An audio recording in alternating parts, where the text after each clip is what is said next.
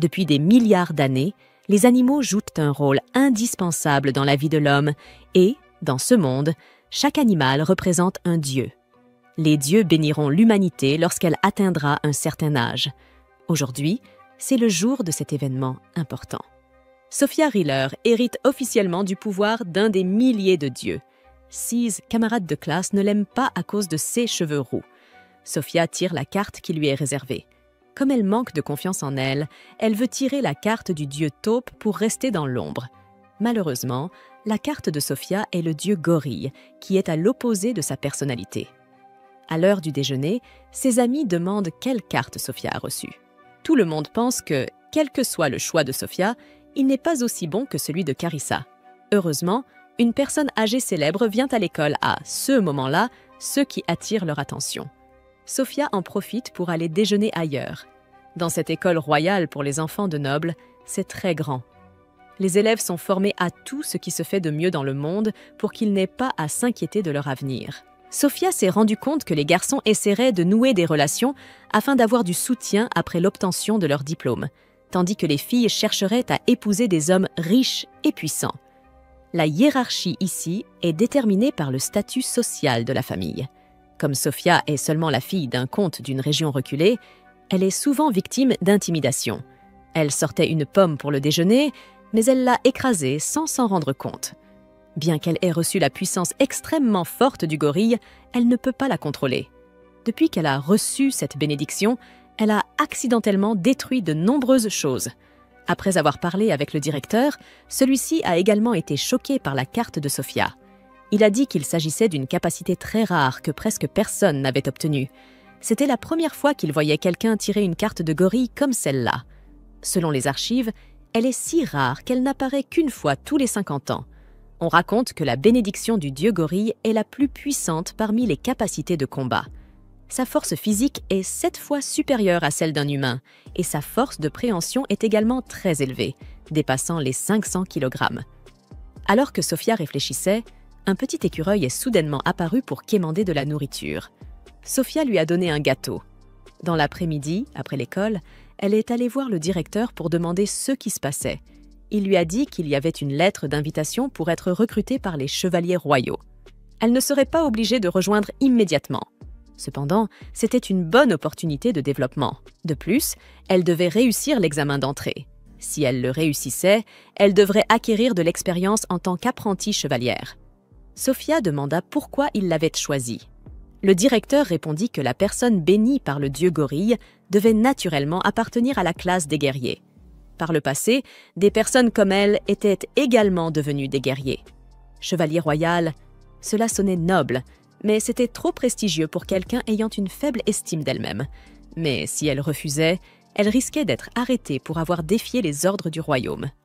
Elle alla dans le jardin et vit que les gâteaux avaient été mangés. Sophia pensa que c'était l'écureuil qui les avait tous mangés. Elle s'inquiétait que sa vie paisible soit sur le point d'être bouleversée. Pour éviter cela, elle comptait faire semblant d'échouer à l'examen d'entrée. Quelques jours plus tard, Sophia se rendit à l'endroit où se déroulait l'examen. Elle aperçut un vieil homme en difficulté avec une charrette de gâteaux cassés. Sophia pensa qu'elle pouvait l'aider grâce à la puissance du dieu gorille et décida de l'aider. Une fois terminée, elle se perdit. Soudain, un bel homme vint lui parler. Sophia dit qu'elle était perdue et avait besoin d'aide. Lorsqu'il comprit qu'elle cherchait le centre d'entraînement des chevaliers royaux, il lui indiqua la direction. Elle le remercia et repartit. Enfin, elle arriva dans la zone d'entraînement. Il y avait de nombreux candidats, ceux qui rendaient Sophia timide car elle ne connaissait personne. Elle voulait rentrer chez elle sur le champ, mais elle devait encore essayer d'échouer au test pour mener une vie paisible. Un groupe de personnes en costumes royaux fit son apparition. Sophia reconnut le garçon qu'elle avait vu plus tôt. Il était l'examinateur et remercia tout le monde pour leur présence aujourd'hui. Il se présenta sous le nom de Louis. Les candidats appelaient ce jeune homme le plus jeune chevalier. La première épreuve commença. Ils allaient tester la vitesse de chaque participant. Les candidats devaient courir 100 mètres jusqu'à la ligne d'arrivée le plus rapidement possible. Un garçon, confiant dans la force de ses jambes, se leva pour donner l'exemple. Il se présenta sous le nom d'Isaac. L'examinateur accepta et donna le signal de départ. Aussitôt, Isaac fonça droit vers la ligne d'arrivée en 10 secondes, surprenant tout le monde. Sophia pensa que s'il n'y avait que des gens aussi talentueux, elle n'avait aucune chance de réussir. C'était maintenant son tour. Tout le monde la regardait également à cause de sa chevelure rousse éclatante et de son genre féminin, ce qui fit rire les garçons de son apparence. Elle était confuse et oublia qu'elle devait retenir la force du gorille. En conséquence, elle traversa le mur et franchit la ligne d'arrivée. Les garçons qui furent témoins de cela étaient complètement sous le choc. Sophia sentit que son corps était très léger à ce moment-là, comme si elle pouvait courir pour toujours jusqu'à l'horizon.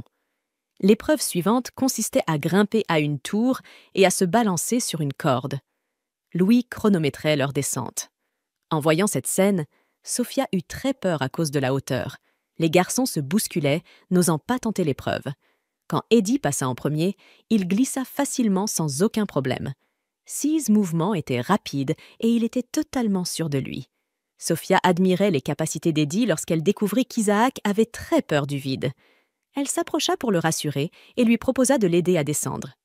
Ainsi, ils descendirent ensemble sous les yeux de nombreuses personnes. Bien qu'Isaac fasse de son mieux, il restait très effrayé. Elle lui conseilla de ne pas regarder vers le bas. Il ferma les yeux et suivit simplement la sensation dans ses jambes pour glisser lentement. À ce moment-là, un vent fort souffla, faisant perdre l'équilibre à Isaac, dont la corde de sécurité se rompit. En voyant cette scène, Sophia utilisa la force du gorille pour rattraper Isaac. Bien qu'elle le tienne d'une seule main, elle ne ressentait aucun poids. Cependant, l'incident continua car le crochet ne pouvait pas supporter le poids des deux. Heureusement, l'instinct du gorille s'activa. Sophia retint Isaac de manière à encaisser tous les dégâts à sa place. L'impact fit trembler le sol. Isaac était très reconnaissant d'avoir été sauvé. Tout le monde commença à prêter davantage attention à ce duo.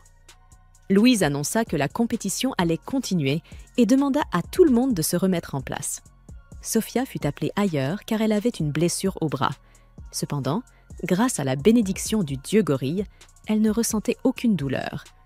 Louis remarqua qu'Isaac aimait vraiment cette fille. Il lui prit alors la main et la massa, ce qui la surprit. Elle ne s'attendait pas à ce qu'il affiche un visage timide. En réalité, Louis était très curieux à propos du bras qui avait permis de retenir Isaac durant la chute. D'après les résultats du test de vitesse, il pensait qu'elle avait un talent pour la course, mais il ne s'attendait pas à ce que ses bras soient aussi puissants. Après avoir bandé sa blessure, Sophia fut emmenée à l'extérieur. Pendant ce temps, tout le monde participait à l'épreuve d'escrime.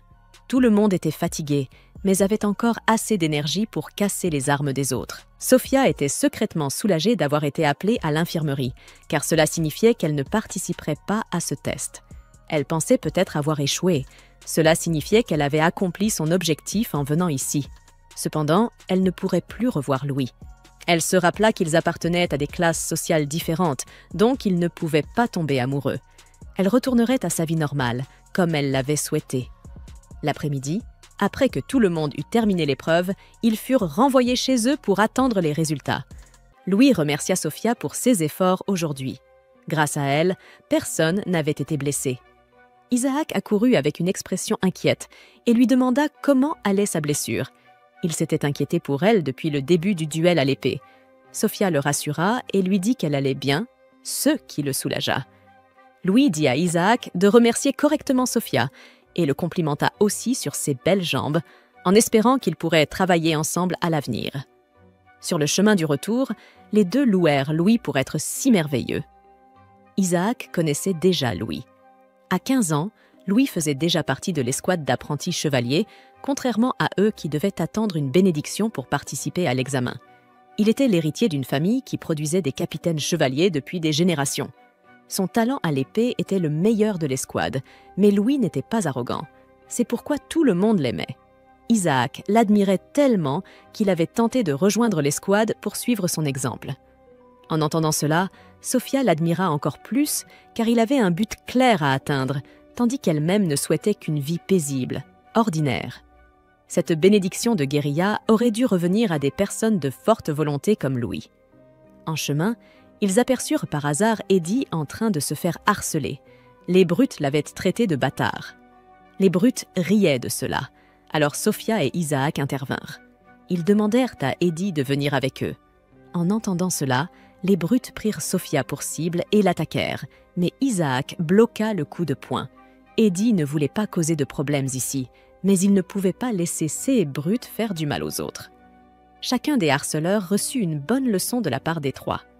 Après s'en être occupée, Sophia soupira car elle avait failli tuer l'un d'eux. Isaac la félicita pour sa force, tandis qu'elle était attristée car les deux brutes l'avaient traitée de monstre. Lorsqu'on lui demanda d'où venait sa force, elle n'osa pas répondre. Cependant, Eddie devina que sa bénédiction venait du dieu de la guérilla. À en juger par ce qu'elle avait montré, c'était exactement ce qu'il pensait. Il n'y avait pas moyen qu'une fille puisse attraper un corps plus lourd qu'elle depuis une telle hauteur. De plus, la manière folle dont Sophia courait dépassait celle d'Isaac. Isaac rit et dit que la bénédiction du chien permettait de courir encore plus vite. Eddie était jaloux car il voulait vraiment cette bénédiction. Il pensait que Sophia ne savait pas à quel point la bénédiction du gorille était grande. Les gorilles peuvent courir jusqu'à 40 km/h. La force musculaire des gorilles est 7 fois supérieure à celle d'un adulte. La force de leur prise atteint jusqu'à 500 kg et après avoir reçu la bénédiction, Sophia a hérité de toute cette force. Les anciens disaient qu'une telle bénédiction était l'une des 2 capacités de combat les plus puissantes au monde. Cependant, la personnalité de Sophia n'était absolument pas vantarde. Cet idiot d'Isaac ne comprenait pas grand-chose, mais il la louait quand même beaucoup. Eddie la remercia pour avoir utilisé sa puissance pour l'aider. Après aujourd'hui, les 3 d'entre eux sont devenus de proches amis. Isaac se présenta en disant qu'il avait reçu une bénédiction d'un chien. Eddie dit simplement qu'il avait 16 ans cette année et ne précisa pas quelle bénédiction il avait reçue, car laisser trop de gens le savoir pourrait être une faiblesse. Sophia admit qu'elle avait été bénie par le dieu gorille et leur demanda de garder cela secret pour elle. Ils avaient tous le même âge. Isaac espérait que tout le monde réussirait l'examen d'entrée pour qu'ils puissent travailler ensemble. Sophia se sentit soudainement beaucoup mieux, mais malheureusement, elle ne put plus les revoir, car elle pensait avoir été éliminée. Malheureusement, les choses ne se passèrent pas comme elle le croyait. Le directeur annonça que Sophia avait en réalité réussi, même si elle n'avait pas passé les derniers examens. En général, il ne savait pas comment les gens avaient noté ses performances, mais ses capacités avaient été très bien évaluées. En conséquence, après l'école, elle devrait suivre un cours de formation pour les apprentis chevaliers. Les répercussions de cet incident la hantèrent pendant les quelques cours suivants. Soudain, 2 nouveaux élèves furent transférés dans leur classe. Les filles virent qu'ils étaient très beaux. Sophia les reconnut immédiatement. C'étaient Isaac et Eddie. Sophia ne voulait pas que ses camarades de classe sachent qu'ils se connaissaient, alors elle tenta de se cacher. Malheureusement, Isaac la vit et l'appela par son nom.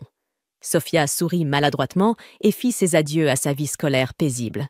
Après que les 3 soient sortis ensemble, elle leur demanda de garder le secret sur le fait qu'elle avait rejoint les apprentis chevaliers. Même s'ils ne comprenaient pas vraiment pourquoi, ils acceptèrent. Isaac demanda avec curiosité pourquoi elle voulait le cacher. En réalité, comme les 2 garçons étaient très beaux, si les filles de l'école savaient qu'elle allait travailler avec eux pendant longtemps, elles la détesteraient. Elle leur demanda donc de mentir en disant qu'elle les avait seulement rencontrés une fois quand elle était petite. Après leur discussion, les 3 virent une foule rassemblée. Sophia se demanda qui pouvait être aussi populaire. Il s'agissait de Louis. Lorsqu'il vit les 3, il les salua immédiatement et appela Sophia par son nom, ce qui fit que tout le monde la regarda d'un air furieux. Il dit qu'il était élève dans cette école, mais qu'il venait rarement en cours et travaillait la nuit, donc peu de gens le connaissaient. Il se présenta à nouveau, disant qu'il avait 18 ans et qu'il était leur aîné. Il félicita les 3 pour avoir réussi. Avant qu'il ne puisse terminer, Sophia lui couvrit immédiatement la bouche et le poussa au loin. Heureusement, Louise était très fort, donc il n'eut aucun mal. Elle lui demanda de garder le secret sur le fait qu'elle était une apprentie chevalière de nuit. Plus importante encore, une atmosphère sombre semblait émaner de lui. Comme prévu, après être retournées à leur place, les filles l'interrogèrent. Marissa voulait savoir quel genre de relation Sophia avait avec le seigneur qu'elles admiraient. Sophia répondit qu'ils ne s'étaient rencontrés qu'une seule fois et qu'il n'y avait aucune relation entre eux. Elles ne la crurent pas, car elles avaient vu Louis lui sourire de façon très intime. De plus, elle était aussi proche des 2 nouveaux élèves transférés. Les filles devinèrent qu'elle les connaissait déjà auparavant et voulèrent savoir si Isaac et Eddie avaient des petites amies. À ce rythme, l'heure du déjeuner allait passer. Alors Sophia trompa tout le monde en les distrayant du regard, puis s'enfuit à la vitesse d'un gorille. Elle pensait que tout était réglé, mais 2 garçons vinrent s'asseoir avec elle, ce qui attira encore plus l'attention sur elle. Eddie était agacé car les élèves de cette école n'arrêtaient pas de lui poser des questions sur ses passe-temps, ce qui le fatiguait. Isaac vit que Sophia mangeait trop peu et voulut lui donner un morceau de steak, ce qui rendit les filles encore plus furieuses. Louis arriva ensuite pour manger avec eux. Le lendemain, c'était la cérémonie d'initiation, et il leur demanda s'ils étaient prêts. Avant qu'il ne puisse finir sa phrase, Sophia se dépêcha de manger et s'enfuit. Louis montra de l'inquiétude pour elle, ce qui la fit soudain se sentir coupable. Pendant qu'elle réfléchissait, Louis la poursuivit et lui apporta un morceau de gâteau. Il avait peur que si elle mangeait trop peu, elle n'ait pas assez d'énergie pour s'entraîner. Il lui demanda même de ne rien dire à Isaac et Eddie, comme si c'était quelque chose spécialement pour elle. Elle était en train de s'amuser pendant quelques secondes quand elle vit que les filles la regardaient avec une intention meurtrière. Elles avaient tout vu et exigeaient des explications. Pendant l'entraînement nocturne, les amis de Sophia commencent à s'inquiéter en remarquant qu'elle semble distraite. Ce qu'elles ignorent, c'est qu'elle est encore bouleversée par une confrontation qu'elle a eue avec les fans de Louis.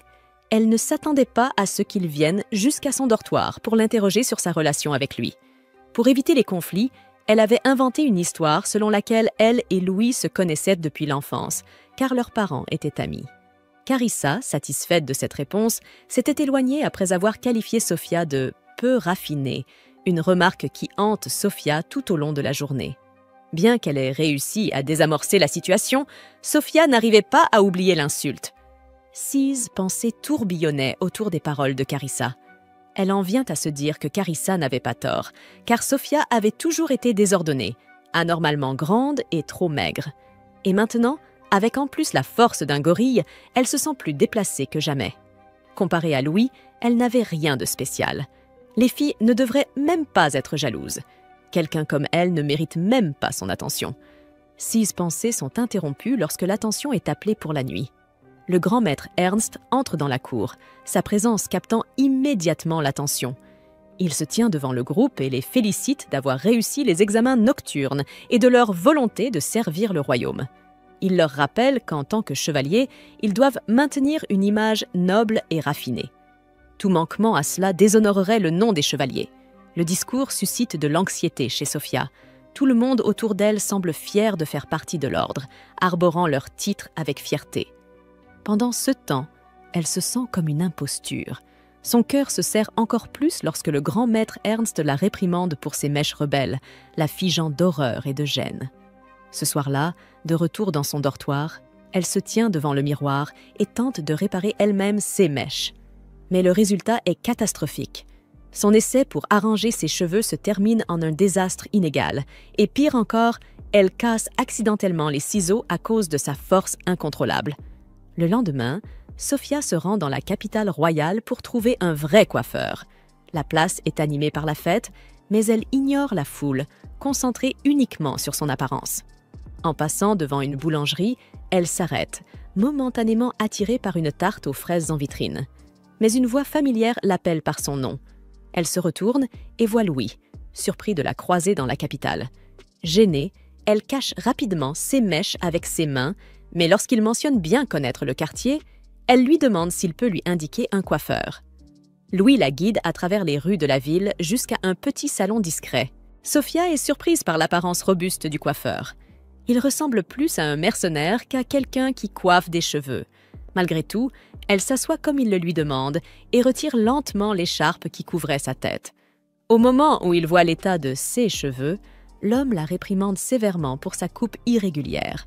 Lorsque Sophia demande une coupe courte, il s'irrite et se tourne vers Louis, lui demandant si la fête de l'école approche.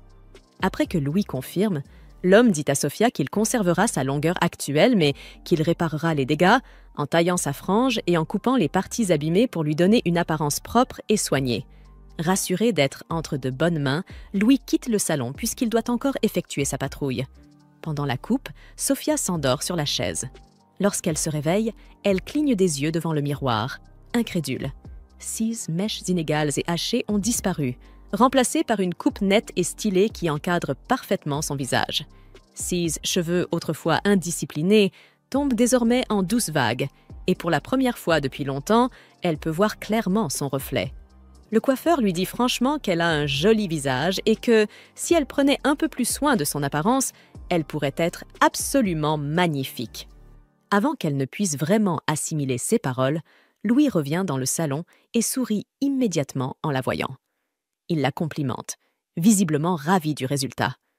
Alors qu'ils se préparent à partir, Sophia glisse la main dans sa poche pour payer la coupe, mais le coiffeur l'arrête avec désinvolture en l'informant que l'addition a déjà été réglée.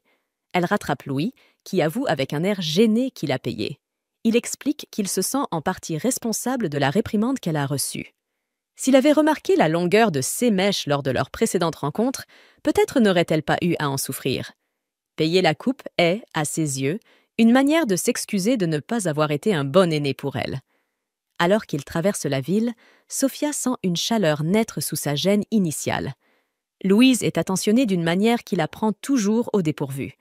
En passant devant la même boulangerie où elle s'était arrêtée plus tôt, elle remarque Louis s'arrêter et regarder avec envie la vitrine. Curieuse, elle lui demande s'il veut prendre un gâteau. Louis sursaute, pris sur le fait, et avoue timidement qu'il est gourmand. Cependant, il essaie de ne pas fréquenter les boulangeries trop souvent. Il dit que c'est embarrassant d'être le seul client masculin et d'attirer les regards. Sophia, soupçonnant que les femmes le regardent davantage à cause de son apparence séduisante que de sa présence, choisit de ne rien dire. Elle pense à lui proposer d'entrer ensemble, une manière pour elle de lui rendre la pareille pour la coupe de cheveux. Mais l'idée d'être vue seule avec Louis en public l'inquiète. Elle imagine déjà les chuchotements, les regards insistants et les potentielles représailles des filles de l'école. Pourtant, lorsqu'elle entend Louis murmurer à quel point il aimerait goûter aux pâtisseries de cette boutique, son hésitation s'évapore. Elle repousse sa peur et l'invite, disant qu'elle veut le remercier pour la coupe de cheveux. Dès qu'il s'assoit, Sophia remarque que presque toutes les femmes du magasin se retournent pour les regarder. Plus précisément, pour regarder Louis. Elle essaie de ne pas se laisser distraire, mais lorsqu'elle le regarde à nouveau, voyant son expression calme, ses traits doux et son sourire tendre, elle comprend pourquoi il est si populaire. Au moment de commander, Sophia choisit enfin la tarte aux fraises qu'elle convoitait depuis le matin. Mais Louis la surprend en commandant toute une sélection de desserts du menu. Voyant son regard étonné, il admet qu'il veut tout goûter. Lorsque les douceurs arrivent, Sophia observe Louis se jeter sur ses gâteaux avec un plaisir enfantin, et elle décide de savourer cette rare vision de son sourire sincère et détendu. Leur conversation glisse vers des sujets plus légers, et elle découvre que Louis n'a même pas conscience de l'admiration qu'il suscite. Il parle du fait qu'il n'est pas fiancé et qu'il préfère d'abord se concentrer sur ses objectifs, même s'il ne précise jamais quels sont ses objectifs. L'atmosphère légère entre Sophia et Louis change brusquement lorsque Louis, avec une curiosité innocente, lui demande si elle a été bénie par le dieu gorille. Même s'il ne la presse pas de répondre, la question pèse dans l'air, telle une pierre jetée dans une eau calme. Sophia ressent un frisson d'hésitation, mais elle réalise que c'est peut-être le meilleur moment pour révéler la vérité, avant que les rumeurs ou les suppositions ne la devancent et que Louis l'apprenne dans de pires circonstances. Elle baisse les yeux vers la table, incapable de soutenir son regard, et avoue doucement qu'elle a, en effet, été bénie par le dieu gorille. Sa voix est basse, teintée de honte. Elle s'excuse d'être brutale, peu féminine, si différente de ce qu'une véritable dame devrait être. Elle s'attend à ressentir du malaise ou même de la déception de la part de Louis, mais il la surprend. Au lieu de se détourner, Louis lui répond avec une sincère admiration. Il lui dit que son altruisme, sa volonté d'aider les autres même à ses propres dépens, pourrait être précisément la raison pour laquelle elle a reçu une bénédiction aussi puissante. Au lieu de cela, il reconnaît les défis qu'elle devra affronter et exprime une inquiétude discrète pour elle, sachant que le chemin qu'elle emprunte ne sera pas facile. Cependant, il lui assure qu'il sera toujours son allié. Une fois leurs assiettes débarrassées et leur conversation terminée, ils commencent à rentrer. Sophia traîne quelques pas derrière, perdue dans ses pensées. Elle tente de comprendre pourquoi Louis est toujours si gentil avec elle, ce qui pourrait pousser quelqu'un de son rang et de sa nature à la traiter, elle, avec autant de chaleur. Elle réalise soudain qu'elle ne sait même pas quelle bénédiction Louis a reçue. Elle espère silencieusement que ce soit l'autre bénédiction orientée vers le combat dont le directeur de l'académie lui avait déjà parlé. Si c'est le CAS, cela la rendrait heureuse, car cela signifierait qu'une autre personne proche d'elle pourrait la comprendre. Ailleurs, loin de la petite boulangerie et des rues pavées, Shin, un commandant d'escouade des marines, est assis en train d'examiner les données de recrutement. Ses yeux se posent sur le profil de Sophia, l'étudiant avec un intérêt inhabituel. Adler, le flamboyant commandant mascatier, arrive et remarque la distraction de Shin. Surpris, il commente la curiosité rare de Shin, surtout qu'il n'a jamais montré d'intérêt pour les nouvelles recrues auparavant. Cependant, Shin continue de l'ignorer et poursuit l'examen de la fiche biographique de Sophia. De retour à l'académie, Sophia est de nouveau en mouvement, cette fois courant à travers le campus pour échapper à un petit groupe d'admiratrices de Louis. Pendant l'entraînement, Isaac se plaint qu'elle ne l'a pas attendu pour aller s'entraîner ensemble. Sophia s'excuse, expliquant qu'elle courait simplement pour échapper aux étudiants qui la poursuivaient. Ils remarquent ensuite Eddie, haletant et rougissant, et le regardent avec perplexité.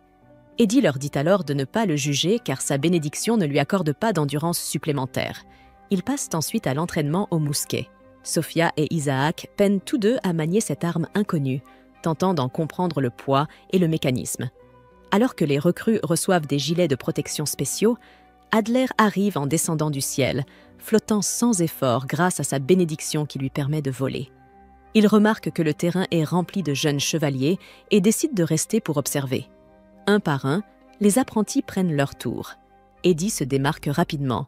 Son tir est impeccable, calme et précis. Adler plisse les yeux et reconnaît les origines du garçon. Il vient de la famille Fells, réputée pour ses talents de tireur d'élite. Le talent est manifestement héréditaire. Puis vient le tour de Sophia. Elle saisit le mousquet, vise soigneusement et casse l'arme en deux. Adler éclate de rire, complètement amusé.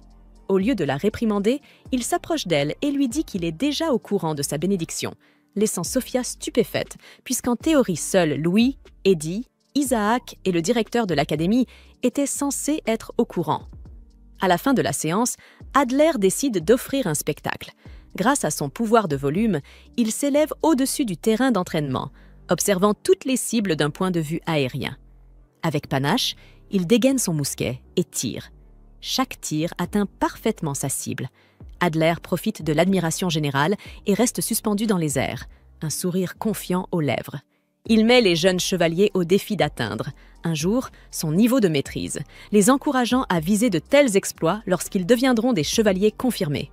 Sur ces paroles d'adieu, il leur fait ses adieux et s'éloigne en volant. Sur le chemin du retour vers les dortoirs, Isaac et Sophia félicitent tous deux Eddie pour son impressionnante précision, affirmant qu'il est presque au même niveau qu'Adler, bien plus qu'eux-mêmes. Aucun d'eux ne s'attendait à ce qu'il soit aussi doué avec un mousquet, et leurs éloges, surtout ceux de Sophia, font légèrement rougir Eddie, visiblement gêné mais ravi. Isaac change alors de sujet en abordant avec enthousiasme la fête scolaire à venir. Sophia s'arrête, confuse, avant de se rappeler que le coiffeur en avait brièvement parlé. Quand Isaac exprime son impatience de voir quelle robe elle portera, son cœur se serre. La panique la gagne. Elle n'a pas de robe. Et pire encore, elle n'a même pas envie d'assister à cette fête. Mais elle garde ses pensées pour elle. Pendant ce temps, les commandants se réunissent pour une réunion. Le sujet se tourne rapidement vers Sophia. Adler déclare ouvertement son désir de la recruter dans son unité, impressionné par le potentiel de sa bénédiction du dieu gorille et souhaitant ce pouvoir dans son escouade. Shin, cependant, n'est pas d'accord, affirmant qu'une personne dotée d'une force brute aussi énorme n'est pas adaptée aux compétences de précision requises d'un mousquetaire. Le débat s'enflamme, mais finit par s'apaiser, les deux hommes convenant de remettre la discussion à plus tard, préférant aller manger quelque chose. Sophia fixe la robe toute neuve que sa famille lui a envoyée.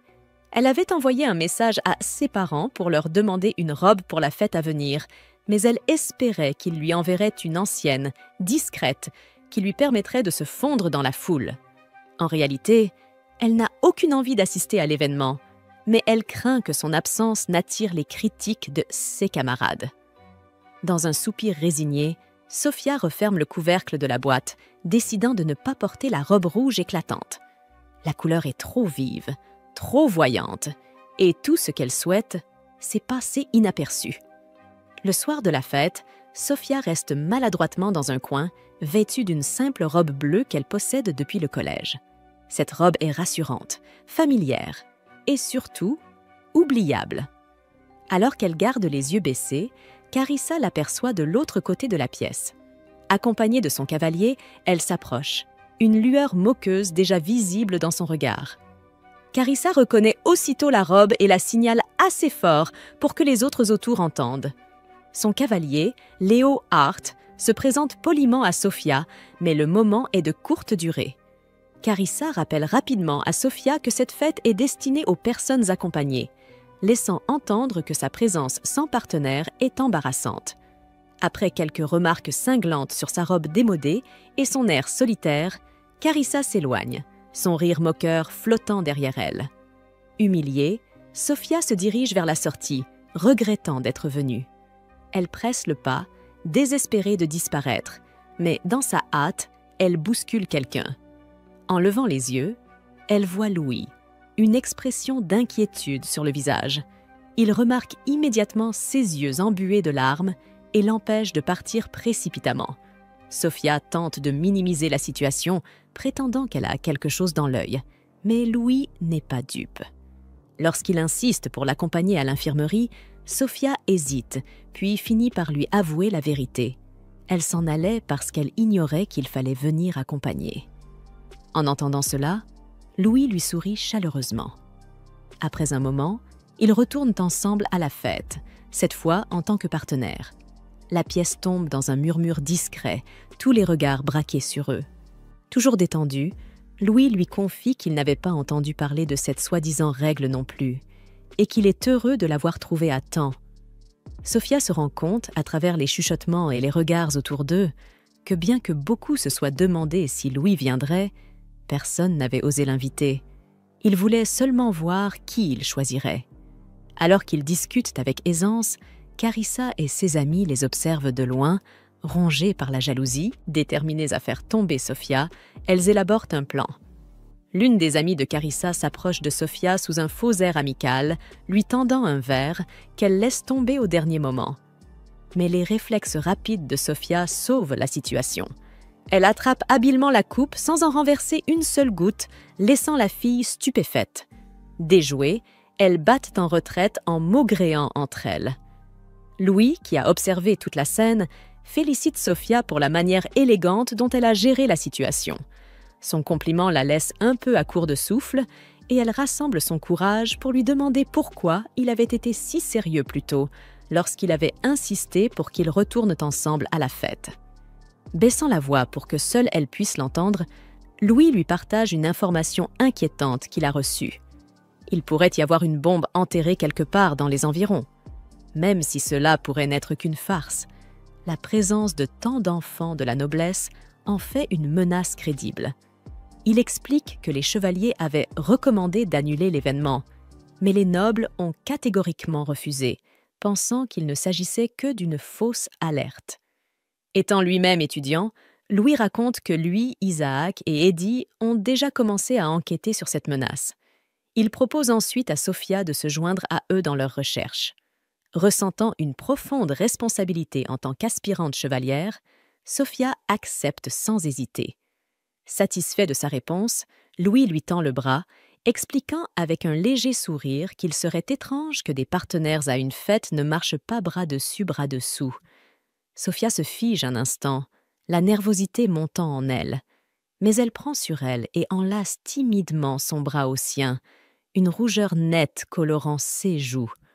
Ensemble, ils arpentent la salle, attirant les regards curieux des autres étudiants. Malgré la tension, leurs esprits restent concentrés, scrutant les moindres recoins à la recherche de quelque chose de suspect qui pourrait révéler l'emplacement de la bombe cachée. Au bout d'un moment, Sophia sent un regard venimeux posé sur elle, le même regard haineux auquel elle est désormais habituée de la part de plusieurs filles. Avant même qu'elle puisse réagir, Carissa revient à la charge, flanquée de son groupe habituel. Carissa attire aussitôt l'attention de Louis par une conversation animée, espérant le distraire, tandis que ses amis se rapprochent de Sophia sous prétexte de l'aider. L'une d'elles se penche, feignant de nettoyer quelque chose sur la manche de Sophia. Mais au lieu d'un tissu, elle dévoile une paire de ciseaux, scintillant sous la lumière. Sophia aperçoit la lame, mais réprime son instinct de se défendre. Elle craint qu'en activant la bénédiction de son dieu gorille, elle ne blesse quelqu'un sans le vouloir. Tu ajoutes la suite? Au moment où la fille tend la main, Louis surgit aux côtés de Sophia comme une ombre. D'un geste rapide et précis, il fait voler les ciseaux hors de sa main, les faisant tomber bruyamment sur le sol. Ses yeux se plissent de désapprobation alors que la fille bafouille une piètre excuse. Sophia s'interpose rapidement, tentant d'apaiser la situation, mais Louis remarque que sa manche a déjà été entaillée. Tandis que Sophia le rassure en lui disant qu'elle n'est pas blessée, elle trébuche sur sa propre robe, le tissu se déchirant dans un bruit sec. Sans hésiter, Louis la rattrape dans ses bras, posant sa veste de costume sur ses épaules de manière protectrice. Sophia se retrouve serrée contre lui, portée comme une mariée dans ses bras. Son visage s'embrase de gêne, consciente de leur posture intime alors que des chuchotements et des exclamations parcourent la foule. Sans dire un mot, Louis la porte hors de la salle de bal. Une fois à l'extérieur, Sophia devient de plus en plus mal à l'aise, se demandant combien de temps et jusqu'où il compte la porter. Mais Louis s'arrête soudainement, serrant légèrement son étreinte tout en murmurant pour lui-même, se reprochant de n'avoir pas su la protéger en tant que chevalier. Surprise par son ton rempli de remords, Sophia s'empresse de lui dire que c'était sa faute à elle pour avoir trébuché, qu'il ne devait pas se blâmer. Elle lui rappelle qu'elle est elle aussi chevalière, et donc capable de se défendre seule. Louis la fixe un long moment, puis un sourire doux éclaire son visage. Il propose alors d'aller en ville lui acheter une nouvelle robe, mais Sophia panique et refuse, prétendant rapidement qu'elle en a une de rechange. De retour dans sa chambre, Sophia ressort la robe rouge que ses parents lui avaient envoyée plus tôt. En la dépliant, elle réalise à quel point elle est somptueuse. Un sentiment lourd de regret l'envahit. Sophia envisage de ne pas retourner à la fête, mais en repensant à la façon dont Louis l'a défendue plus tôt, elle se sent obligée d'y retourner, ne serait-ce que pour qu'il ne s'inquiète pas de son absence. Ravalant sa gêne, elle enfile la robe rouge et se précipite vers la salle de bal. En descendant les escaliers, elle aperçoit Léohard, qui la reconnaît aussitôt. Sophia lui demande pourquoi il n'est pas avec Carissa, et Léohard s'approche en admettant que Carissa l'a laissé tomber pour rejoindre ses amis. Sophia cherche rapidement un moyen de retrouver Louis, mais Léohard l'accapare, multipliant les avances maladroites. Quand Sophia annonce qu'elle doit partir, Léohard pose sa main contre le mur près de sa tête, lui demandant de rester avec lui puisqu'il est désormais seul. Soudain, des voix résonnent. Isaac et Eddie l'appellent par son nom. Alors qu'ils montent les escaliers et l'aperçoivent, Léohard se retire précipitamment. Eddie et Isaac finissent par rejoindre Sophia, s'arrêtant un instant pour admirer son apparence dans sa nouvelle robe rouge. Ils lui demandent ensuite qui était ce garçon étrange qu'ils l'ont vu côtoyer. Puis, ils l'informent à leur tour de la possible présence d'une bombe cachée quelque part dans l'école et de la nécessité de faire rapport à Louis. Sophia leur répond qu'elle est déjà au courant et que Louis devrait les attendre à l'entrée de la salle de bal. Alors qu'elle fait un pas en avant pour y retourner, Eddie l'arrête, lui reprochant de revenir à la fête sans avoir pris le temps de se recoiffer. Sans prévenir, il lui attrape la main et commence à arranger ses cheveux et son maquillage. Sophia retrouve ensuite Louis, qui reste un instant figé par sa nouvelle apparence, avant de reprendre contenance et de l'escorter à l'intérieur, avec Isaac et Eddie à leur côté. Le groupe attire immédiatement l'attention, surtout Sophia, que la plupart des étudiants ne reconnaissent même pas. Gênée par le nombre croissant de regards, Sophia jette un coup d'œil à Eddie, se demandant où il a bien pu apprendre à coiffer et maquiller quelqu'un. Elle se rappelle comment il lui avait simplement remonté les cheveux en un chignon, avant de sortir un petit nécessaire de maquillage, tandis qu'Isaac observait la scène avec un air satisfait. Désormais entourés de Louis, Isaac et Eddie, encore plus de regards se tournent vers eux. C'est alors que Sophia remarque quelque chose d'étrange. Eddie et Isaac sont entrés dans la fête, sans partenaire. Intriguée, elle leur en fait la remarque. Les deux garçons la regardent, surpris, puis lui explique qu'il n'y a jamais eu de règle imposant de venir avec un partenaire. C'était un événement ouvert à tous, censé être festif et inclusif. La réalisation frappe Sofia. Carissa avait menti, essayant de la piéger pour qu'elle parte humiliée. Décidée, Sofia s'incline rapidement devant Louis, s'excusant de l'avoir mêlée à ses problèmes à cause de fausses informations. Mais Louis l'interrompt aussitôt, refusant qu'elle s'excuse, et lui assure avec un sourire chaleureux qu'il a sincèrement apprécié l'avoir pour partenaire à cette fête. Isaac, toujours prompt à intervenir, lance avec légèreté, mais une sincérité discrète, qu'il se porterait bien volontaire pour être son cavalier lors de la fête de l'année prochaine. De l'autre côté de la salle, Carissa observe la scène, son expression s'assombrissant, incapable de dissimuler sa frustration face à la complicité naturelle entre Sofia et les garçons. Ses amies, chuchotant nerveusement entre elles, expriment leur peur grandissante de s'en prendre davantage à Sofia, craignant de provoquer Louis après sa sévère intervention précédente. Carissa, toutefois, refuse d'accepter la défaite aussi facilement. Son regard balayant la salle de bal, elle aperçoit une fille en retrait, près des marges de la foule, les yeux posés avec envie sur le groupe de Sofia. Saisissant une nouvelle opportunité, l'esprit de Carissa élabore rapidement un autre plan, un plan qui, selon elle, pourrait lui permettre de reprendre le contrôle de la soirée. Alors que la soirée touche à sa fin, les chevaliers commencent à se regrouper et à se détendre peu à peu, convaincus que la menace de bombe n'était qu'un simple canular. Au milieu de cette atmosphère de soulagement, Sofia remarque Irénier, l'une de ses camarades, accroupie maladroitement près du bord de la salle. Inquiète, Sofia s'approche d'elle, pensant qu'elle ne se sent pas bien. Irénier, visiblement troublée, explique à la hâte qu'elle a perdu l'une de ses boucles d'oreilles et lui montre son oreille nue comme preuve. Elle insiste sur le fait qu'elle sait où se trouve le bijou manquant, mais avoue être trop effrayée pour aller le récupérer seule. Malgré les responsabilités qu'elle a encore à remplir en tant qu'apprentie chevalière, Sofia ne peut pas ignorer l'angoisse de sa camarade et choisit de l'aider. Suivant Irénier hors du bâtiment principal, Sofia est menée vers une vieille structure scolaire désaffectée, où une grande caisse en bois est appuyée contre le mur. Irénier explique que la caisse a été récemment réapprovisionnée sur ordre d'un professeur et suggère que la boucle d'oreille a pu y tomber. Sans hésiter, Sofia grimpe dans la caisse pour chercher, apercevant rapidement un éclat brillant au fond. Cependant, avant qu'elle ne puisse atteindre la boucle, le couvercle se referme brusquement derrière elle, suivi du cliquetis sec d'un verrou dans l'obscurité. Piégée à l'intérieur, Sofia entend la voix tremblante d'Irénier lui avouer qu'elle a été forcée, sous chantage, de la conduire ici. Sofia reste calme, comprenant immédiatement que Carissa est derrière ce piège. Consciente des conséquences qu'Irénier pourrait subir si elle s'échappe et dénonce la machination trop tôt, Sofia prend la douloureuse décision de rester enfermée jusqu'à la fin de la fête, afin de protéger sa camarade d'éventuelles représailles.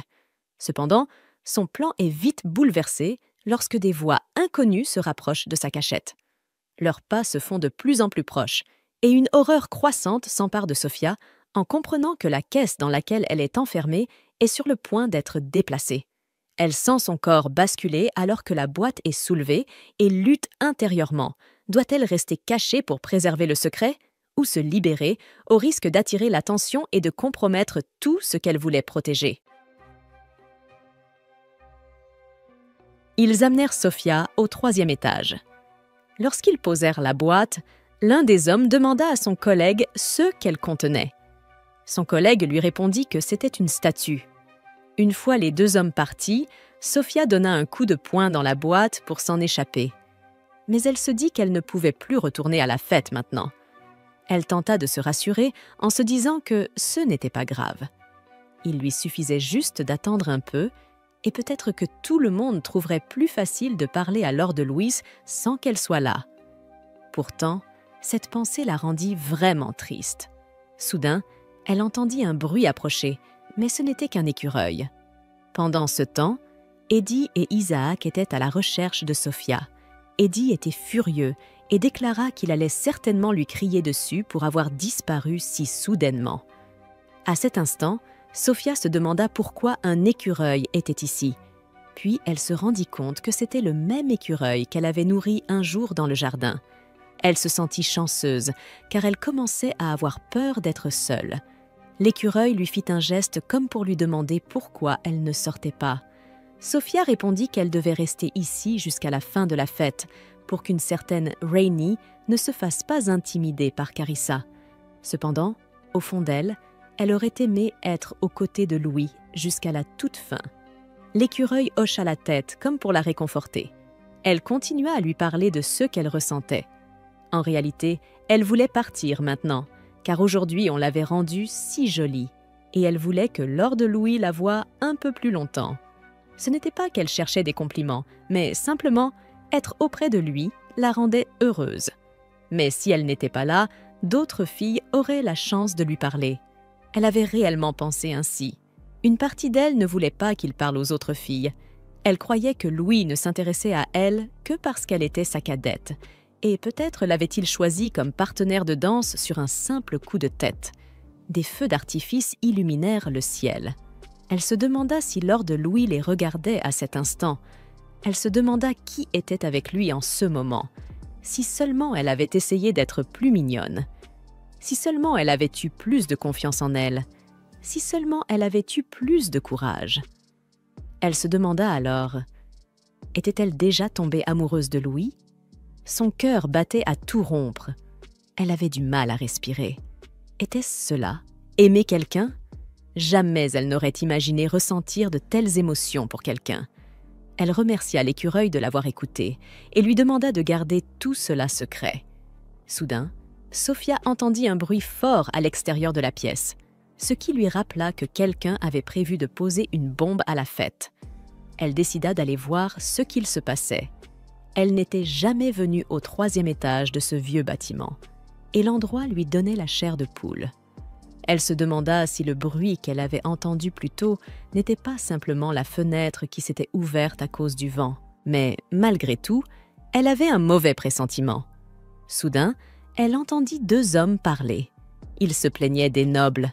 Sophia pensa qu'ils pouvaient être impliqués dans l'incident, alors elle voulut retourner prévenir Louis discrètement. Mais ils la repérèrent et tentèrent de la menacer en lui disant de ne pas crier. Sophia attrapa un bâton en bois à proximité, mais sa force le brisa complètement, ce qui stupéfia les 2 hommes. L'un d'eux se jeta sur elle, mais elle l'assomma immédiatement. Paniquée, elle s'excusa.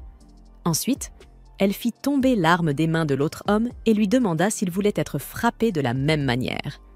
Elle les attacha tous les 2 et leur demanda qui ils étaient, mais ils refusèrent de répondre.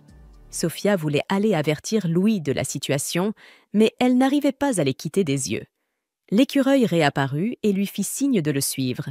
Il la mena jusqu'à l'endroit où la bombe avait été placée. Elle demanda aux 2 hommes comment désamorcer la bombe, mais ils ne dirent rien. Ils étaient prêts à mourir pour leurs convictions. N'ayant pas d'autre choix, Sophia devait gérer la bombe elle-même. Elle supposa qu'elle exploserait lorsque les 2 bras se toucheraient, un mécanisme différent de ce qu'elle avait appris pendant l'entraînement. Mais si elle pouvait bloquer les bras, elle pourrait peut-être l'arrêter. Et si elle se trompait, elle ferait tout exploser. Elle ne pouvait plus perdre de temps à prévenir Louis. Elle était déterminée à stopper la bombe. Elle dit à l'écureuil de fuir aussi loin que possible. Elle examina la structure de l'engin et pensa qu'il pourrait peut-être supporter un léger choc. Elle prit la bombe et sauta par la fenêtre. Elle devait vite trouver un endroit désert, sinon d'autres risquaient d'être blessés par l'explosion. Elle trouva finalement un lieu approprié. Serrant la bombe contre elle, elle pensa qu'avec sa force de gorille, elle pourrait peut-être contenir l'explosion. L'écureuil réapparut derrière elle et tenta de l'aider à désamorcer l'engin, mais c'était inutile. Alors, en regardant les feux d'artifice, une idée lui vint. Elle donna un coup de pied à la bombe et la projeta dans le ciel, où elle explosa immédiatement en même temps que les feux d'artifice. Les spectateurs, émerveillés, n'avaient aucune idée qu'il y avait eu une bombe parmi les lumières. Le plan de Leyhart pour faire exploser la fête avait échoué, et il s'en alla. Sophia se sentit soulagée, et Isaac la retrouva. Il lui demanda si elle allait bien, remarquant qu'elle semblait sur le point de pleurer. Eddie arriva à son tour, fou de joie de voir Sophia saine et sauve. Voir les 2 garçons s'inquiéter autant pour elle la toucha profondément. Les 3 retournèrent ensemble vers l'école, et Eddie demanda à Sophia où elle avait bien pu passer. Sophia hésita, ne sachant pas quoi répondre. Elle n'arrivait pas à leur dire qu'elle avait été enfermée dans une boîte. Elle déclara qu'elle avait vu des individus suspects entrer dans l'école par une fenêtre du vieux bâtiment. Alors elle les avait suivis et les avait vus en train de poser une bombe. L'explosion de tout à l'heure n'était pas un feu d'artifice. C'était la bombe qu'elle avait envoyée dans le ciel d'un coup de pied. Eddie était furieux qu'elle ait mis sa vie en danger de manière aussi insouciante. Isaac supposa que la bombe avait été placée après leur dernière inspection. Il lui demanda ce qu'il était advenu des hommes suspects, et Sophia répondit qu'elle les avait attachés et laissés dans la pièce. Louis arriva à ce moment-là et vit que Sophia allait bien. Isaac rapporta que, d'après ce que Sophia avait découvert, 2 individus suspects se trouvaient au 3e étage de l'ancien bâtiment. Sophia n'osait pas regarder Louis dans les yeux.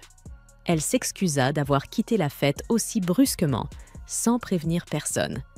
En plus de cela, elle avait agi seule. Louis lui dit qu'il pourrait discuter des détails plus tard et qu'elle devait se reposer pour l'instant. Il demanda à Eddie de la raccompagner à son dortoir. Sophia déclara qu'elle voulait encore aider, mais Louis lui dit de ne pas trop forcer. Il chargea ensuite Isaac de lui faire un rapport complet sur l'incident. Sophia ne savait plus quoi penser. Louis ne l'avait même pas regardée dans les yeux pendant qu'il lui parlait. Elle se demanda s'il était fâché contre elle. Est-ce qu'il avait cessé de l'apprécier? Le lendemain, Carissa vint voir Sophia, l'air inquiète. Elle lui expliqua que certains élèves avaient tout vu et avaient ensuite été convoqués par les professeurs. Carissa et ses amis baissèrent la tête et s'excusèrent auprès de Sophia. Elles s'excusèrent également de l'avoir piégée et enfermée dans la boîte. Elles reconnurent leur tort et expliquèrent qu'elles avaient simplement été jalouses de la proximité entre Sophia et Louis. Sophia leur expliqua qu'elle et Louis n'étaient pas aussi proches que tout le monde semblait le croire. Beaucoup de choses s'étaient passées, mais elle n'arrivait pas à tout leur expliquer clairement. Pourtant, elle les remercia, car grâce à elle, elle avait pu empêcher l'explosion. Bien sûr, elle ne comprenait pas du tout de quoi elle parlait, mais elles lui dirent que Sophia était vraiment mignonne et qu'elle avait une superbe silhouette, alors elle devait arrêter de se voûter et se tenir plus droite. Elles allaient justement prendre le thé et l'invitèrent chaleureusement à se joindre à elles. En passant, elles proposèrent de lui montrer leur coiffure préférée et quelques astuces de maquillage. Elles invitèrent également Rainy à venir avec elles. Face au terrain d'entraînement des chevaliers, Sophia inspira profondément, redressa les épaules et avança d'un pas décidé. Cela faisait 3 mois qu'elle était officiellement devenue chevalier stagiaire, et bien des choses s'étaient passées en si peu de temps. 6 faits d'armes les plus marquants jusque-là étaient l'arrestation de 2 membres du groupe clandestin anti-monarchiste connu sous le nom de * Daybreak *. Malheureusement, ces hommes s'étaient évadés dans des circonstances mystérieuses. Le simple fait qu'ils aient pu infiltrer l'école restait une énigme non résolue. Une rumeur avait même commencé à circuler. Un espion se cacherait peut-être parmi les élèves nobles de l'académie, ou pire encore, au sein même du corps enseignant. Si cette idée d'un traître infiltré la troublait, ce n'était pourtant pas ce qui pesait le plus sur son cœur. Ce qui la préoccupait bien davantage, sur un plan personnel, c'était cette impression persistante que Louise l'évitait. Depuis la nuit de l'incident, il ne s'était plus adressé la parole. Elle ne l'avait même pas revu de près. Cela lui semblait étrange, surtout lorsqu'elle repensait à la fréquence à laquelle leurs chemins se croisaient auparavant, avant qu'elle ne prenne conscience de ses sentiments pour lui. Elle se demandait si ses actions impulsives cette nuit-là lui avaient fait perdre sa confiance. Et même si elle ne regrettait pas d'avoir neutralisé la menace, elle pouvait comprendre qu'il ait été déçu. Ses pensées furent interrompues lorsqu'elle aperçut Isaac et Eddie lui faire signe de la main. Isaac arborait un large sourire et annonça que l'entraînement du jour se ferait en extérieur. Mais Sophia et Eddie grimacèrent à l'idée de devoir s'aventurer dans les montagnes enneigées, tandis qu'Isaac, lui, semblait presque revigoré par le froid. L'instructeur finit par ordonner une pause pour expliquer leur mission. Ils allaient devoir survivre une nuit entière dans cet environnement hostile, mettant à l'épreuve à la fois leur endurance et leur capacité de préparation. C'est alors que Sophia aperçut Louise à quelques pas de là, silencieux, attentif aux explications. Mais dès qu'il croisa son regard, il détourna la tête, concentré uniquement sur les paroles de l'instructeur. Alors que l'équipe reprenait sa route, les plaintes commencèrent à fuser à propos du poids des sacs. Même Sophia sentait ses muscles protester à chaque pas.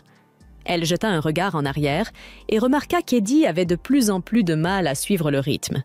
Inquiète, elle lui proposa de porter une partie de ses affaires, mais il refusa catégoriquement, affirmant qu'il allait bien. Le sentier se resserra ensuite, les forçant à marcher en file indienne le long d'une crête escarpée. C'est à ce moment-là qu'Eddie s'effondra soudainement, son corps cédant sous la fatigue. Sophia réagit immédiatement, le rattrapant juste à temps pour l'empêcher de basculer dans le vide. Lorsque Sophia se réveille, le feu n'est plus qu'un tas de braises rougeoyantes. Une étrange chaleur l'entoure, accompagnée d'un parfum inconnu mais rassurant. Elle se redresse lentement, remarque que le feu s'éteint et s'apprête à ajouter du bois quand son regard dévie sur le côté et son souffle se bloque. Louis est là, dormant juste à côté d'elle, enveloppé d'une simple couverture. Sophia sursaute violemment, se plaquant contre le mur de la cabane, le cœur battant à tout rompre. Pendant un instant, elle se demande si elle est morte durant la nuit, et si cette scène n'est qu'un dernier rêve réconfortant que son esprit lui offre. Mais plus elle le fixe, plus tout semble réel. Puis, ses yeux s'ouvrent. Il la regarde brièvement, et l'évidence frappe aussi de son côté. Rapidement, il serre la couverture autour de lui et détourne le regard, s'asseyant avec gêne, visiblement embarrassée. Toujours sous le choc, Sophia l'entend demander quelque chose poliment. Sans réfléchir, elle bondit hors de la cabane, prétendant que ses affaires sont non loin d'ici. Elle les retrouve, ses vêtements et ses armes trempés par la neige, mais toujours intacts. Elle revient aussitôt et suspend ses habits près du feu pour qu'ils sèchent. Quelques instants passent dans un silence pesant. Enfin, leurs regards se croisent à nouveau. Hésitante, Sophia ose lui demander comment il s'est retrouvé ici, avec elle. D'une voix calme, Louis explique qu'il l'a vue tomber et qu'il a sauté juste après. Malheureusement, il a atterri ailleurs et a passé la nuit à la chercher dans les bois. Puis, submergé par la gêne, il décide que c'est le bon moment pour lui révéler la vérité. Sans prévenir, il s'excuse doucement, puis disparaît devant ses yeux. Sophia cligne des paupières, stupéfaite, fixant l'endroit exact où il se trouvait. Rien ne bouge pendant quelques secondes, jusqu'à ce qu'une petite tête surgisse de la couverture. L'écureuil qu'elle avait sauvé la veille. Son expression change. L'incrédulité se peint sur son visage, suivie d'une compréhension soudaine. Quelques instants plus tard, Louis réapparaît, reprenant lentement forme humaine. Il se rhabille en silence, évitant son regard. Après une pause, il prend la parole. Il lui confie qu'il a reçu la bénédiction du dieu écureuil. Normalement, cette bénédiction aurait dû simplement renforcer son agilité ou ses réflexes. Mais, pour une raison qu'il ignore, elle lui permet de se transformer entièrement en écureuil. Cependant, la durée de la transformation reste imprévisible, et parfois il adopte des comportements de rongeur, sans le vouloir. Lorsque Sophia se réveille, le feu n'est plus qu'un lit de braise tiède. Une étrange sensation de confort l'enveloppe, accompagnée d'un parfum inconnu mais apaisant. Elle se redresse lentement, remarque que le feu faiblit et s'apprête à y jeter du bois, quand son regard se pose sur le côté et son souffle se bloque. Louis dort juste à côté d'elle, enveloppé d'une simple couverture. Sophia sursaute violemment, se plaquant contre le mur de la cabane, le cœur battant à tout rompre. Un instant, elle croit qu'elle est morte dans son sommeil et que tout ceci n'est qu'une illusion réconfortante créée par son esprit. Mais plus elle regarde, plus tout semble bien réel. Puis il ouvre les yeux. Leurs regards se croisent et en un instant, lui aussi comprend la situation. Rapidement, il resserre la couverture sur lui, détourne le regard et s'assied avec une gêne visible. Sophia, encore sous le choc, l'entend demander quelque chose d'une voix polie. Sans réfléchir, elle s'empresse de sortir de la cabane, prétendant que ses affaires sont à proximité. Elle les retrouve, ses vêtements et ses armes, trempés par la neige, mais encore utilisables. De retour dans l'abri, elle les suspend près du feu pour qu'ils sèchent. Quelques instants de silence inconfortable s'écoulent, puis ils finissent par se faire face à nouveau. Hésitante, Sophia demande comment il s'est retrouvé là, avec elle. Louis lui explique d'un ton calme qu'il l'a vu chuter et qu'il a sauté à sa suite. Malheureusement, il a atterri à un autre endroit et a passé la nuit à la chercher dans la forêt. Puis, submergé par l'embarras, il décide que le moment est venu de lui révéler la vérité. Sans prévenir, il s'excuse doucement, puis disparaît sous ses yeux. Sophia cligne des paupières, figée, fixant l'endroit où il se tenait un instant plus tôt. Rien ne se passe, jusqu'à ce qu'un petit écureuil sorte la tête de la couverture, le même qu'elle avait secouru la veille. Son expression se transforme. D'abord l'incrédulité, puis la compréhension. Quelques secondes plus tard, Louis réapparaît, reprenant lentement forme humaine. Il se rhabille en silence, sans oser croiser son regard. Après un moment, il commence à parler. Il lui confie qu'il a reçu la bénédiction du dieu écureuil. En théorie, cette bénédiction aurait dû simplement améliorer son agilité ou ses réflexes. Mais pour une raison qu'il ignore, elle lui permet de se transformer entièrement en écureuil. Le problème, c'est que la durée de la transformation est imprévisible. Et parfois, il se surprend à adopter des comportements d'écureuil sans le vouloir. Il raconte à Sophia qu'il a utilisé sa capacité pour la chercher toute la nuit passée et que c'était lui qui avait retrouvé ses affaires perdues. Malheureusement, lorsqu'il était arrivé à la cabane sous sa forme d'écureuil, l'épuisement l'avait rattrapé. Il s'était évanoui et n'était revenu à sa forme humaine qu'un peu plus tard dans la soirée, sans le vouloir. Sophia, toujours en train d'absorber cette avalanche de révélations, finit par poser la question qui la hante. Pourquoi avait-il pris un tel risque pour elle, alors qu'elle avait cru, après tout ce qu'il s'était passé, qu'il lui en voulait d'avoir agi sans ordre? Louis reste silencieux un instant, puis comprend enfin l'ampleur du malentendu qu'il a laissé grandir. Il prend une inspiration lente et avoue la vérité. La nuit où elle s'était retrouvée piégée dans l'ancien bâtiment de l'école, il l'avait déjà retrouvée. Il était avec elle tout le long, sous forme d'écureuil. C'était lui qui était resté à ses côtés, lui à qui elle avait partagé son morceau de pain. La réalisation frappe Sophia de plein fouet. Tous ces moments, chaque écureuil avec lequel elle avait tissé un lien, c'était Louis, depuis le début. Et si c'était vrai, alors il avait entendu sa confession. Celle qu'elle avait faite à voix haute, persuadée qu'aucune oreille humaine ne l'écoutait. Une vague glaciale de panique monte en elle, mais Louis, voyant l'expression d'effroi sur son visage, parle avant qu'elle ne puisse dire un mot. Il s'excuse, sincèrement. Il lui assure qu'il n'a jamais eu l'intention d'espionner quoi que ce soit. Il voulait seulement la retrouver cette nuit-là.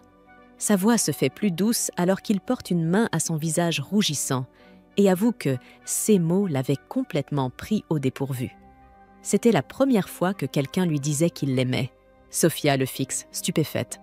Elle pourrait croire qu'un garçon comme Louis, admiré, populaire, sûr de lui, a l'habitude d'entendre ce genre de choses. Mais elle comprend vite qu'il ne voit tout simplement pas l'ampleur de l'attention qu'on lui porte.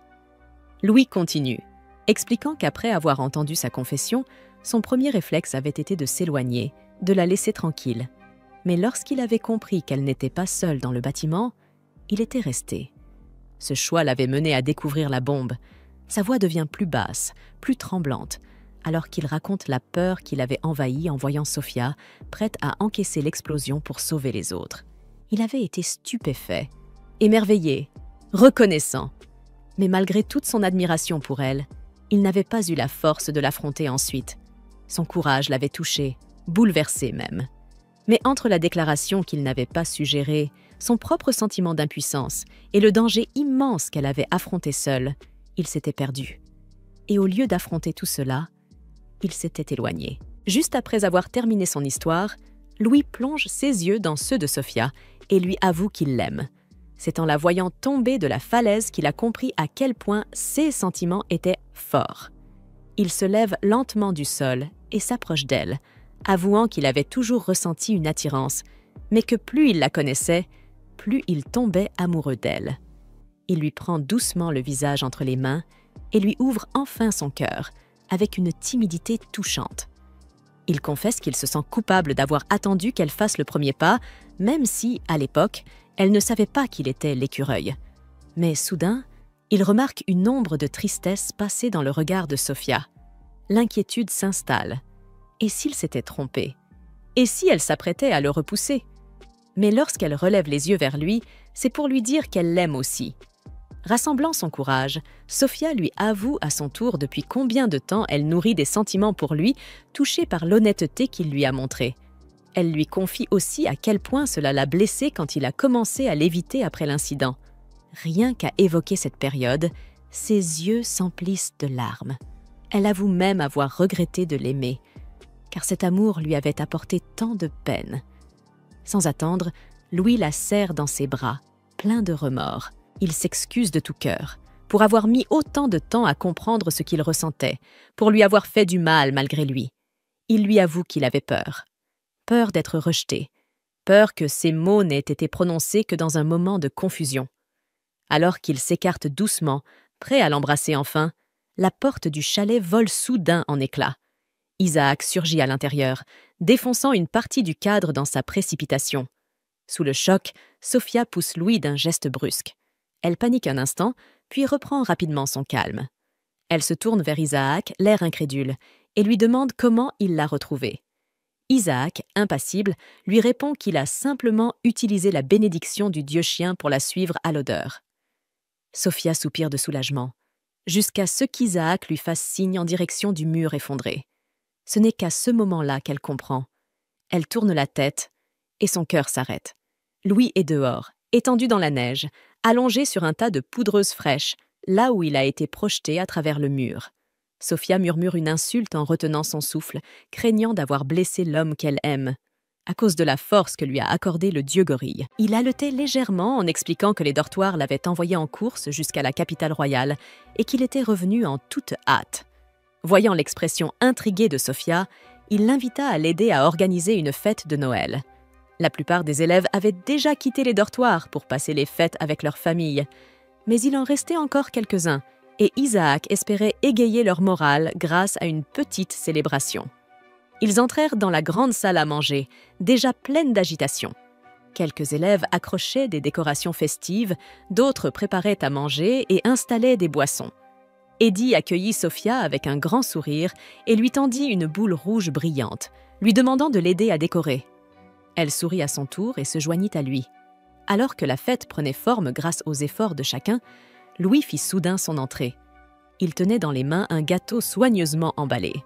Un murmure d'admiration parcourut la pièce, et plusieurs filles se précipitèrent vers lui, le couvrant d'éloges pour son timing parfait et son attention délicate.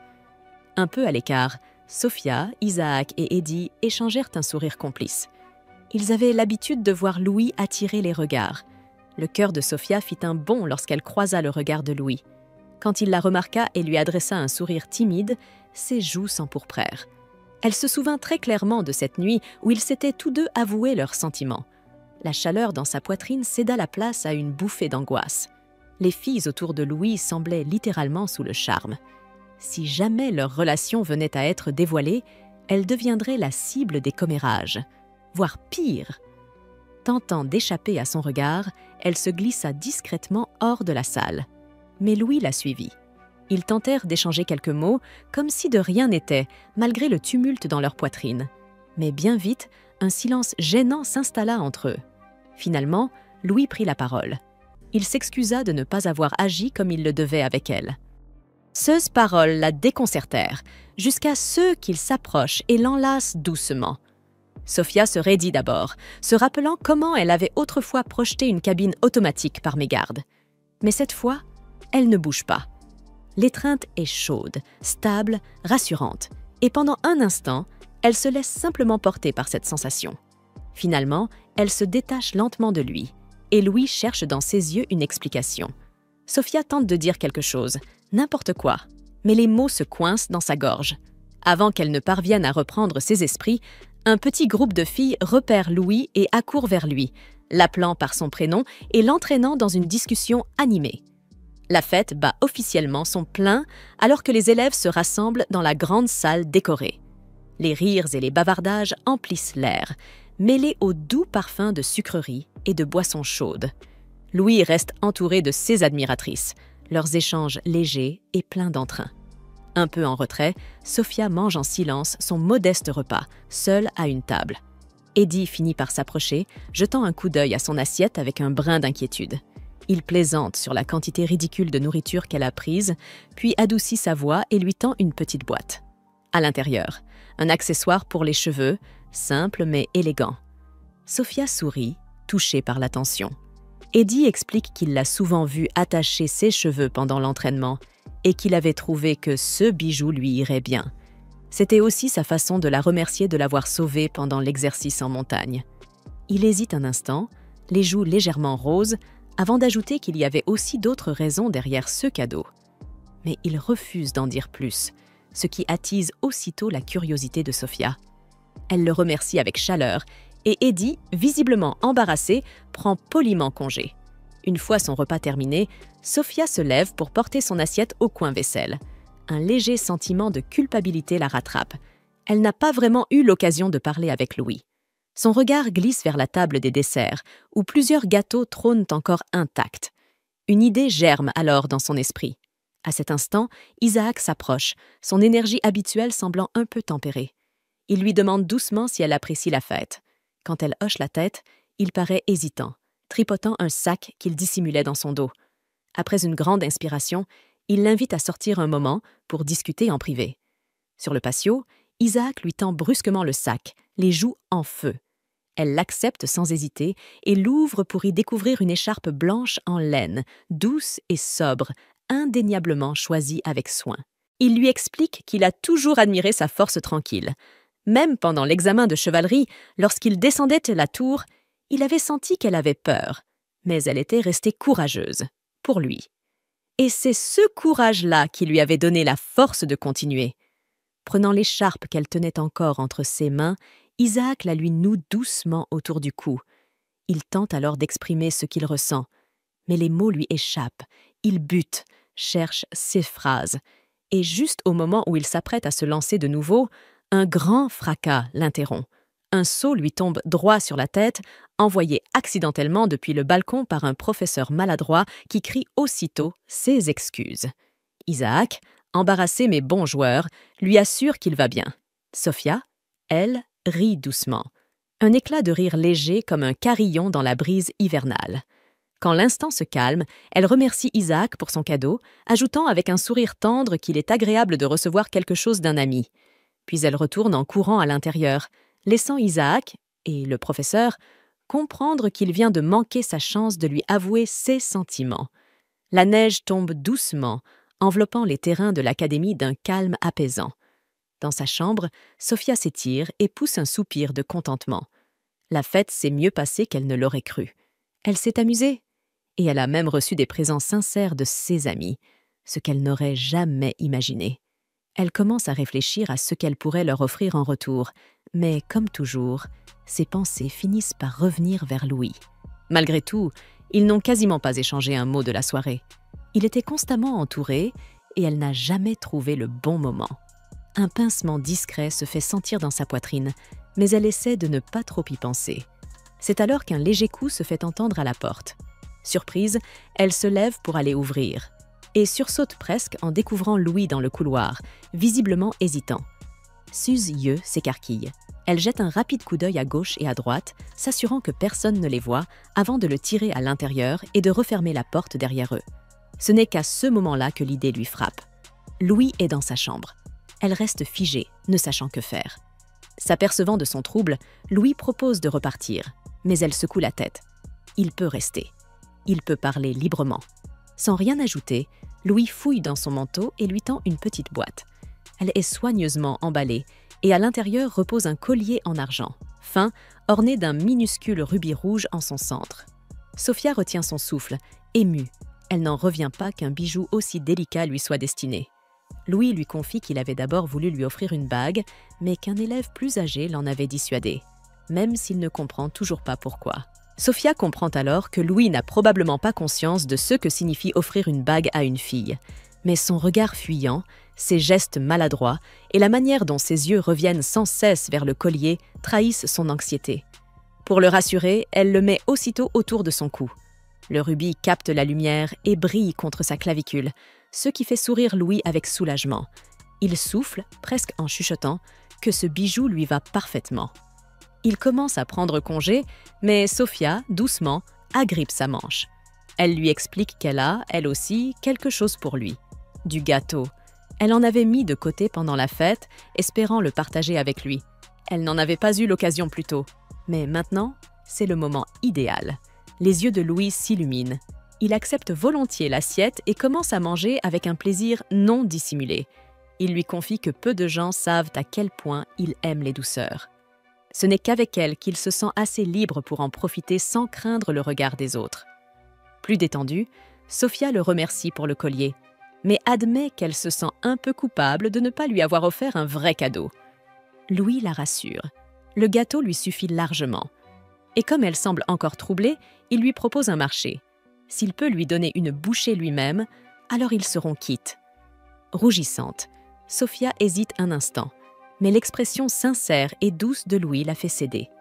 Elle se penche légèrement et il lui tend une cuillère. La douceur du gâteau fond sur sa langue, rendue encore plus spéciale par le simple fait que c'est lui qui la lui a offerte. Un nouveau sourire éclaire le visage de Louis. Sa voix devient plus tendre lorsqu'il lui avoue qu'il est heureux d'avoir pu lui montrer cette facette de lui-même. Des garçons lui avaient autrefois dit qu'aimer les sucreries n'était pas digne d'un homme. Depuis, il cachait ce goût par peur du ridicule. Sophia fronce les sourcils, puis lui répond d'un ton ferme qu'il a parfaitement le droit d'aimer ceux qu'il aime. Il ne devrait jamais avoir honte de ceux qui lui procurent de la joie. Touché par ces mots, Louis la prend soudain dans ses bras, une étreinte pleine d'émotion. Il lui murmure qu'il avait eu peur de terminer cette journée sans même lui parler. Sophia reste silencieuse un instant, puis lui répond calmement que ce n'était pas de sa faute. Il avait beaucoup de gens à saluer, c'était naturel. Quelqu'un d'aussi apprécié et important que lui attire forcément l'attention. Louis marque alors une pause, puis demande à mi-voix si cela ne la dérange pas, qu'il parle avec d'autres, surtout avec des filles. En guise de réponse, Sophia se rapproche encore un peu. Ses bras se resserrent légèrement autour de lui. Dans ce silence partagé, elle lui avoue sans le dire qu'elle aimerait bien l'avoir rien que pour elle, mais qu'elle sait qu'elle ne peut pas lui demander ça. Louis était quelqu'un de très admiré, et Sophia comprenait qu'elle ne pouvait pas l'éloigner de tout le monde. Mais même si elle essayait de s'en convaincre, l'idée de partager son attention lui faisait mal. Une douleur discrète, enfouie sous une logique bien construite. Touché par son honnêteté, Louis proposa soudain qu'ils rendent leur relation publique. La suggestion la prit totalement au dépourvu, et elle la rejeta immédiatement, presque avec une panique visible. 6 pensées s'emballèrent. Elle n'était pas prête, elle redoutait le regard des autres. Si la nouvelle venait à se répandre, cela pourrait anéantir sa position sociale déjà fragile. Pour l'instant, elle voulait que ce lien précieux reste leur secret, rien qu'à eux. Contre toute attente, Louis l'attrapa doucement par la taille et la souleva pour la faire asseoir sur ses genoux, visiblement amusé par sa réaction et profitant de la proximité nouvelle entre eux. Malgré le geste enjoué, son regard s'assombrit d'une gravité sincère. Il lui avoua qu'il s'inquiétait de cette dissimulation constante, surtout depuis qu'il avait remarqué que d'autres garçons semblaient s'intéresser à elle. Sophia le regarda, déconcertée, repensant à la fête. À sa connaissance, seuls Eddie et Isaac lui avaient parlé, et c'était simplement pour lui offrir des cadeaux. Elle lui confia même qu'elle comptait leur rendre l'appareil dès qu'elle en aurait l'occasion.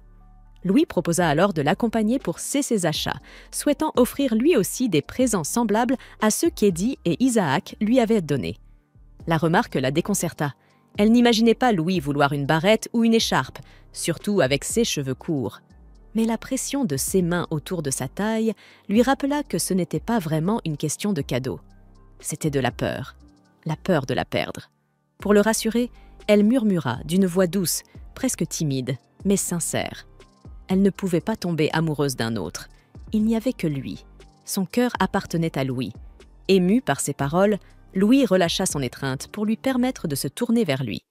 Avec sérieux, il lui proposa alors qu'ils fassent une promesse, ce soir. Et s'ils s'embrassaient pour la première fois? Sophia le fixa, un peu nerveuse, puis hocha timidement la tête. Quand il s'approcha d'elle, elle ne se détourna pas. Leur baiser fut doux, lent, un instant suspendu dans le silence de la pièce. Le monde extérieur semblait s'être arrêté. Quand leurs lèvres se séparèrent, Sophia le regarda avec tendresse, mais Louis détourna timidement le regard. Elle tenta de se lever, encore troublée, mais perdit l'équilibre. Louis la rattrapa au volume et tous deux basculèrent en arrière sur le canapé. Sophia allongée dessous, Louis au-dessus. Ils se figèrent, leurs regards se croisant, réalisant la situation inattendue dans laquelle ils venaient de se retrouver.